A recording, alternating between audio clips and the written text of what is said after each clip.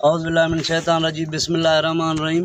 जीअं त अॼु 16 तारीख़ 7 महीनो 2025 ते असां सुबुह क्रेडिट कॉलेज जे असां जीअं त सुबुह जो सवेरा असांजूं मींहूं घर खां पाणी जे तरफ़ वञी रहियूं हुयूं त SSP ज़ुबैर नज़ीर शेख साहब जो स्काट ते वीगो गाॾी जंहिंजो नंबर ही आहे SPN 934 गाॾियूं अची रहियूं हुयूं त बक़ाया तक़रीबन 10 खां 15 गाॾियूं हुयूं।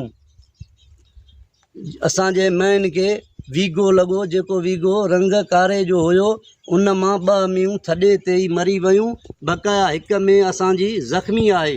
IG सिंध ग़ुलाम नबी मेमन साहब खे अर्ज़ु था करियूं ऐं DIG लाड़काणो नासिर आफ्ताब पठान साहब के अर्ज़ु था करियूं।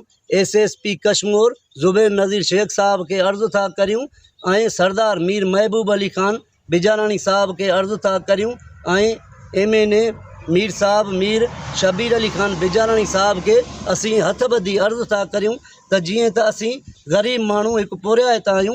मुंहिंजो तक़रीबन 20 लख जो नुक़सानु आहे। हिन टाइम ताईं मूं ॾे को बि वॾी वारिस न थियो आहे, न को मूंसां इज़ालो थियो आहे। मां इन जे करे ही बयानु रिकॉर्ड करायां थो। महिरबानी करे, मां मिसकीन आहियां, मूंसां इज़ालो कयो वञे। ॿी सूरत में एहतजाज जो दाइरो वधायो वेंदो ऐं आला ऑफिसरनि अमलदारनि जेके बि असांजा आला ऐवाननि में वेठा आहिनि, उन्हनि खे मां हथ ॿधी अर्ज़ु थो कयां त बराए महिरबानी मूंसां इज़ालो कयो वञे।